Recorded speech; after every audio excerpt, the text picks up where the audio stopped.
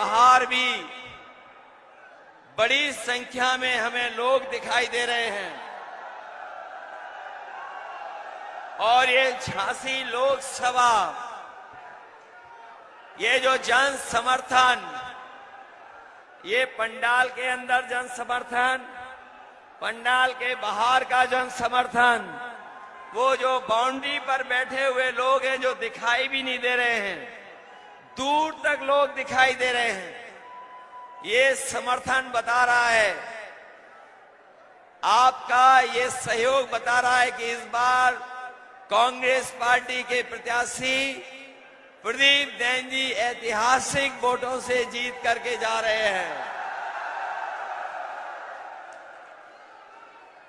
न केवल जीत करके जा रहे हैं, समाजवादियों का भी पूरा सहयोग और समर्थन है, ये रिकॉर्ड मतों से जिताने के जा रहे हैं।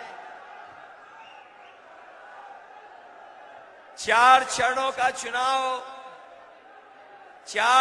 का चुनाव हो चुका है और जो साथी जानकार होंगे वो जानते होंगे कि भाजपा अब नीचे जाती जा रही है और भाजपा का ग्राफ गिरता जा रहा है।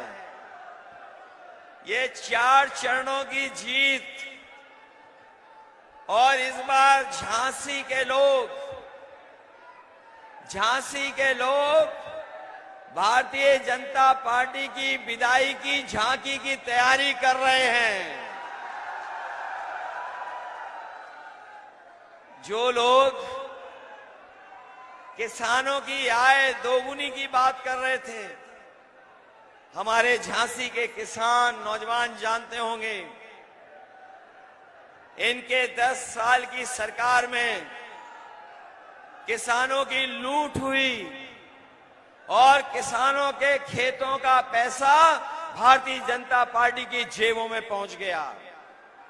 जो विकास, जो खुशहाली हमारे किसान की होनी चाहिए थी, इस भारतीय जनता पार्टी की सरकार में हमारा किसान संकट में चला गया। जिन्होंने कहा कि आय दोगुनी होगी, हमारे किसान भाइयों बताओ, किसी की आय दोगुनी हो गई हो तो बताइए। और ना आय दोगुनी हुई, महंगाई बढ़ा करके लागत बढ़ गई, डीजल महंगा हो गया, सिंचाई का इंतजाम नहीं किया, पानी का इंतजाम नहीं हुआ, बिजली महंगी हो गई और फसल के खरीदने के लिए कोई इंतजाम नहीं किया।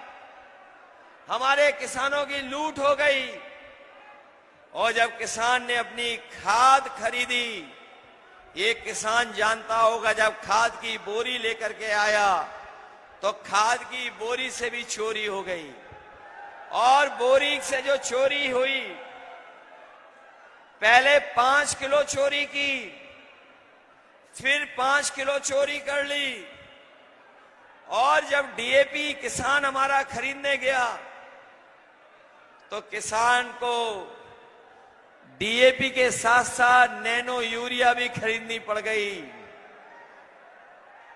जिस तरह से उद्योगपति भारत छोड़ के चले गए, उसी तरीके से नैनो यूरिया बनाने वाले भी भारत छोड़ के चले गए। बताओ किसान भाइयों, आपके लिए जो सरकार को सुविधा देनी चाहिए थी, सुविधा तो दी नहीं, लेकिन काले कानून लेकर के आई थी सरकार। काले कानून जो आए, उससे हमारे किसानों की जमीन छिन जाती, उनकी पैदावार को छीन लेते। ये हमारे किसानों ने आंदोलन किया, किसान खड़ा रहा, आंदोलन करता रहा और दिल्ली से तब हटा जब सरकार ने काले कानून वापस ले लिए। इस कांग्रेस की सरकार ने जो सुविधाएं भी दी थी बुंदेलखंड को, उन बुंदेलखंड की सुविधाओं को भी इन्होंने रोक दिया। जो बीजेपी की सरकार आई, इनके 10 साल में 1 लाख किसानों ने आत्महत्या की। और उत्तर प्रदेश में अगर किसानों ने सबसे ज्यादा आत्महत्या की है तो हमारे बुंदेलखंड के किसानों ने आत्महत्या की है। ये बुंदेलखंड के लोग भारतीय जनता पार्टी का अहंकार का खंड खंड कर देंगे इस बार। ये वीरों की धरती है, बुंदेलखंड हमारे वीरों की धरती है। ये पहचानती है उनका दुश्मन कौन है। ये वीरों की धरती इस बार जो हमारे किसानों और नौजवानों के दुश्मन हैं उनको सबक सिखाने का काम करेंगे। जहां इन्होंने किसानों को धोखा दिया वहीं हमारे नौजवान को इन्होंने नौकरियों से दूर कर दिया। जब भी उत्तर प्रदेश में कोई परीक्षा हुई इनका पेपर रद्द हो गया। नौजवान जानते होंगे जितनी भी परीक्षाएं हुई सबके पेपर रद्द हो गए। और पेपर एक परीक्षा का लीक नहीं हुआ था, जितनी परीक्षाएं हुई सबके पेपर लीक हो गए। बताओ पेपर लीक हुए कि नहीं हुए? याद रखना नौजवानों, आपकी नौकरी तो छीनी है। इन बीजेपी वालों ने आपके 1/3 जीवन को बर्बाद कर दिया। और 1/3 जीवन बर्बाद तो किया ही किया, वहीं हमारा नौजवान जो फौज की भर्ती में चला जाता था, फौज में भर्ती होकर के न केवल देश की सीमाओं को सुरक्षित रखता था, अपने परिवार को आर्थिक और सामाजिक रूप से भी संबंध करता था। संबंध के साथ साथ परिवारों का सम्मान भी बढ़ता था। जिस परिवार का फौज में नौजवान चला जाता था, लेकिन इस सरकार ने जो अग्निवीर व्यवस्था लागू करने का काम किया है, हम इंडिया गठबंधन के लोग अपने नौजवानों को भरोसा दिला के जा रहे हैं। 4 जून के बाद इंडिया गठबंधन की सरकार बनने जा रही है। न केवल नौकरी के रास्ते खुलेंगे बल्कि अग्निवीर व्यवस्था हमेशा हमेशा के लिए खत्म हो जाएगी। जो महंगाई इन्होंने बढ़ाई है, बताओ महंगाई बढ़ा दी इन्होंने कि नहीं बढ़ा दी? डीजल पेट्रोल तो बढ़ा ही बढ़ा। जो हमारे साथी नौजवान जो मोटरसाइकिल खरीदते होंगे, आज से 5 साल पहले 10 साल पहले बताओ मोटरसाइकिल कितने में आती थी और आज मोटरसाइकिल कितने में आ रही है? डीजल महंगा कर दिया कि नहीं कर दिया? इन्होंने बोरी से चोरी कर दी कि नहीं कर दी? जो दवाइयां आप सस्ती लेते थे वो दवाई महंगी हो गई कि नहीं हो गई? जो पैरासीटामोल 500 मिलीग्राम में आपका बुखार उतार देती थी, लेकिन अब तो डोलो वाली गोली आ गई। 650 mg के बाद भी किसी का बुखार नहीं उतर रहा है। बताओ दवाई महंगी हो गई कि नहीं हो गई? जो सामान्य गरीब को पेट दर्द की दवा भी खरीदनी होती थी बाजार से, आज बताओ पेट दर्द की दवा महंगी हो गई कि नहीं हो गई? और वैक्सीन वाली बात तो आपने सुन ली होगी। कोई नहीं छूटा जिसको इन्होंने वैक्सीन न लगवा दी हो। और ये हमारे खाकी वर्दी पहनने वाले अधिकारी कर्मचारी जानते होंगे, इन्हें जबरदस्ती वैक्सीन लगवा दी। बताओ वैक्सीन लगा दी कि नहीं लगवा दी? और अब तो आपको मालूम हो गया होगा, जिन्होंने वैक्सीन लगवाई है उनको दिल की बीमारी जल्दी हो जाएगी। और अब वैक्सीन की कंपनी वाले कह रहे हैं कि हम अपनी वैक्सीन वापस ले लेंगे। बताओ, जो शरीर में वैक्सीन लग गई है वो शरीर से वापस कैसे लोगे? बताओ। आज दवाइयां, इलाज महंगा हो गया कि नहीं हो गया? समाजवादियों ने जो एम्बुलेंस चलाई थी वो बर्बाद कर दी और मेडिकल कॉलेज भी बर्बाद कर दिया। बर्बाद हो गया मेडिकल कॉलेज के नहीं, पैरा मेडिकल भी बर्बाद कर दिया। हमारे गरीब को जो इलाज की सुविधा मिलनी चाहिए वो सुविधा नहीं मिल पा रही है। हमारा दूर दराज गरीब इंसान, गरीब परिवार का सदस्य बीमार हो गया तो उसको इलाज नहीं मिल पा रहा है। ये हालत पैदा कर दी है भारतीय जनता पार्टी ने। और याद कीजिए, जब इन्हें चुनाव में वोट मांग रहे थे तो आपको राशन में क्या क्या दे रहे थे? चना दे रहे थे, दाल दे रहे थे, रिफाइंड तेल दे रहे थे, नमक दे रहे थे। आज राशन में बताओ क्या दे रहे हैं आपको? राशन में क्या मिल रहा है आपको? ये कोई चीज बहुत पौष्टिक दे रहे हैं ये लोग। बाजरा क्या बहुत पौष्टिक है क्या?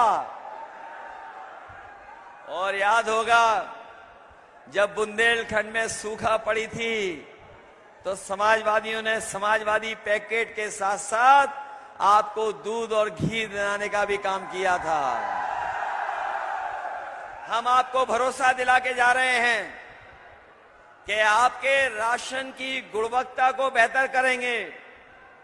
और जिस तरीके से आजकल संपन्न लोग बाजार से पैकेट का आटा खरीदते हैं, पैकेट के आटे की गुणवत्ता भी अच्छी है और वो पौष्टिक भी है, तो हम अपने गरीबों को भरोसा दिला के जा रहे हैं आने वाले समय में जब सरकार बनेगी तो न केवल आपको राशन की मात्रा बढ़ाएंगे, गुणवत्ता बढ़ाएंगे, बल्कि अपने गरीबों को पौष्टिक आटा के साथ साथ डाटा भी फ्री दिलाने का काम होगा। बताओ, पहले जब इन्हें मोबाइल हाथ में पकड़ाना था तो डाटा फ्री था। आज डाटा के भी पैसे लग रहे हैं कि नहीं लग रहे हैं? याद कीजिए, समाजवादियों ने इतना बड़ा लैपटॉप दिया था, उसमें फोटो थी नेताजी और हम लोगों की, उसकी नकल कर ली इन्होंने। नकल कर करके इन्होंने बड़ा नहीं दिया, छोटा दे दिया और ऐसा रद्दी छोटा दिया है कि आप उसमें उंगली घिसते रहो, चलता ही नहीं है। और जब कोरोना आया था, बीमारी आई थी, तो संपन्न लोगों के परिवार के बच्चे तो पढ़ लिख लिए थे, ऑनलाइन पढ़ाई, लेकिन हमारे गरीब के बच्चे नहीं पढ़ पाए।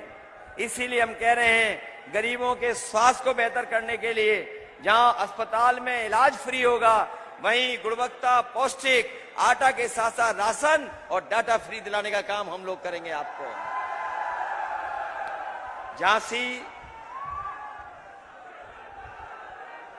मैं झांसी जब भी आता हूं,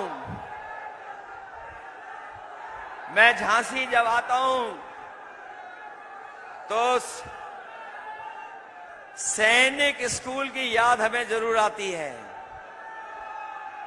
और हमारे बहुत सारे साथी ये बात नहीं जानते होंगे। मुझे याद है वो समय, जिस समय कांग्रेस पार्टी की दिल्ली में सरकार थी और राहुल जी जो मंच पर बैठे हैं, इन्होंने अपनी अमेठी के लिए सैन्य स्कूल मांगा था। उस समय समाजवादी सरकार थी।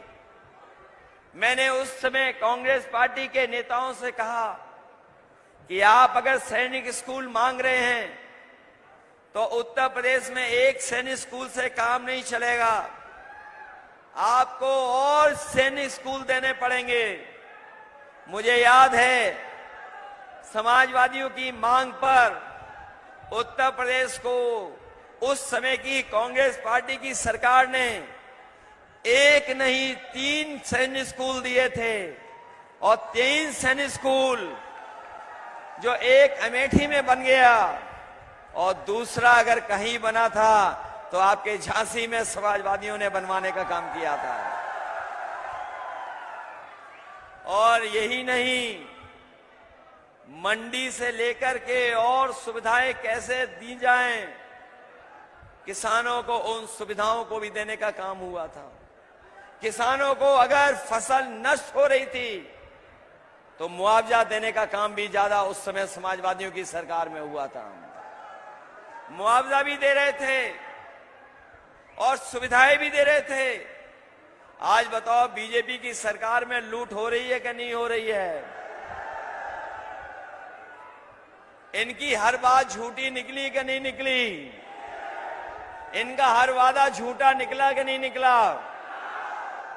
ये जो मन की बात करते हैं मनमर्जी लोग, ये जो मनमर्जी लोग मन की बात करते हैं, इन्हें संविधान की बात सुननी पड़ेगी। इसलिए ये चुनाव समुद्र मंथन की तरह संविधान मंथन का भी है। एक तरफ वो लोग हैं जो संविधान को बदलना चाहते हैं और दूसरी तरफ वो लोग हैं जो संविधान को बचाना चाहते हैं। बचाओगे संविधान? बताओ, संविधान बचाओगे कि नहीं बचाओगे? और इधर में जब झांसी आया हूं, दिल्ली वालों की बड़ी बड़ी होर्डिंग मैंने देखी, दिल्ली वालों की, जो अपने आप को डबल इंजन की सरकार बोल रहे हैं। दिल्ली वाले, उनका एक इंजन पहले से ही गायब है। बताओ, ये दिल्ली वालों का, बीजेपी वालों का झांसी वाला इंजन खटारा है कि नहीं है? बताओ, इस खटारे इंजन को बदलोगे? प्रदीप जैन को जिताओगे? प्रदीप जैन जी का जहां सहयोग समर्थन सभी वर्गों से है, सभी वर्ग उनका समर्थन कर रहे हैं, वहीं समाजवादी पार्टी उनको रिकॉर्ड मतों से जिताने के लिए उनका साथ दे रही है। जहां प्रदीप जैन हमारे लड़ रहे हैं, दूसरे हमारे अजयेंद्र राजपूत जी हैं, ये हमीरपुर से लड़ रहे हैं, इनकी भी मदद करना। एक तरफ प्रदीप जैन, दूसरी तरफ अजयेंद्र राजपूत, दोनों को जिताओगे? इनके ऊपर सबका आशीर्वाद है, आचार्य विद्यासागर जी का भी आशीर्वाद है इन पर। और हमारे जैन समाज के लोग नहीं भूलेंगे कि उनके तीर्थ स्थानों को भारतीय जनता पार्टी पर्यटन स्थान बना रही थी। जैन समाज के लोग पहली बार सड़कों पे आए थे भारतीय जनता पार्टी के खिलाफ। इसलिए मदद करोगे आप लोग? मुझे पूरा भरोसा है कि इस बार झांसी हमीरपुर से इंडिया गठबंधन के प्रदीप जैन जी, जिनका चुनाव चिन्ह आपको याद है कि नहीं याद है? कांग्रेस पार्टी का चुनाव चिन्ह है, याद है आपको? और हमारे दूसरे साथी साइकिल वाले हैं, पंजा और साइकिल दोनों साथ आ गए। जिताओगे आप लोग? चलिए, मदद करना इनकी और अच्छे वोटों से जिताना। मैं वो बात नहीं कहना चाहता हूं कि डिफेंस कॉरिडोर के नाम पर आपको धोखा दिया इन्होंने। जहां ये लोग कह रहे थे बम बनाएंगे, मिसाइल बनाएंगे, टैंक बनाएंगे, बताओ इन्होंने सुतली वाला बम भी बनाया हो तो बता दो आप। बताओ, बुंदेलखंड को धोखा दिया कि नहीं दिया? बुंदेलखंड के किसानों के खेतों के पैसे को भारतीय जनता पार्टी ने अपनी जेब में रख लिया। इसलिए इनको सबक सिखाना, मदद करना, यही आपसे मैं निवेदन करने आया। बहुत बहुत बधाई आपको।